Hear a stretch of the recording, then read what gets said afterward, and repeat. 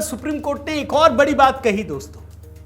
ये जो विपक्षी राज्य है ना, कुछ राज्य, उन्होंने तर्क दिया कि अगर राज्यपाल विधेयक जो पारित होके जाते हैं अगर वो साइन नहीं करते हैं तो एक समय सीमा दे दीजिए और उसके बाद वो डीम्ड असेंट, मतलब ये मान लिया जाएगा कि आपने स्वीकृति दे दी है। सीजेआई गवई ने क्या कहा सुनिए, मैं कोट अनकोट में पढ़ता हूं।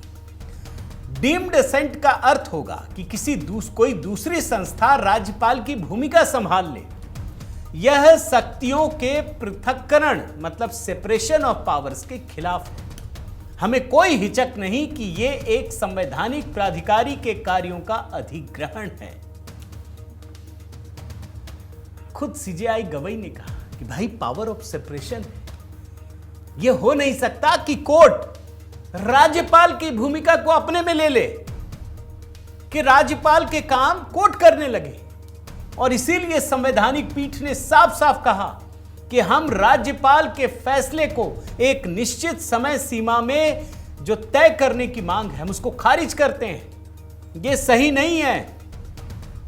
हाँ, यह बात सच है कि सुप्रीम कोर्ट ने कहा कि कोई अगर स्पेसिफिक मामला है जिसमें लग रहा हो कि यहां सुनवाई की आवश्यकता है तो ऐसे मामलों में आप आ सकते हैं कोर्ट कि भाई ये वजह है, ये राज्यपाल साहब गलत काम कर रहे हैं, तो आइए।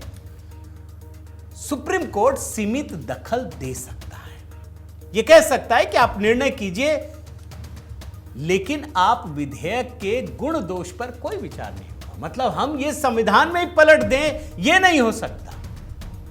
जानते हैं दोस्तों, सुप्रीम कोर्ट ने जो कहा है ना वो ऐतिहासिक फैसला है।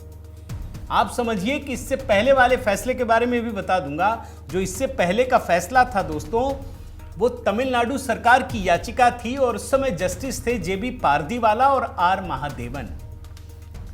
इन लोगों ने 8 अप्रैल को राष्ट्रपति और राज्यपाल पर टाइमलाइन बिठा दिया था, आदेश दे दिया था। सिर्फ 2 जजों की खंडपीठ ने, यह बात समझिए। और इसके बाद जाकर के कल सुप्रीम कोर्ट की संवैधानिक पीठ ने कहा कि जो ड्राइविंग सीट होती है ना वो सरकार ही होती है, कोई दूसरा नहीं होता। हम भी तय नहीं कर सकते, राज्यपाल भी बाईपास ना करे, लेकिन राज्यपाल कोई औपचारिक नहीं है, उसके पास भी अधिकार हैं। और मनी बिल को छोड़कर हर मामले में बिल वापस भेजना अनिवार्य है।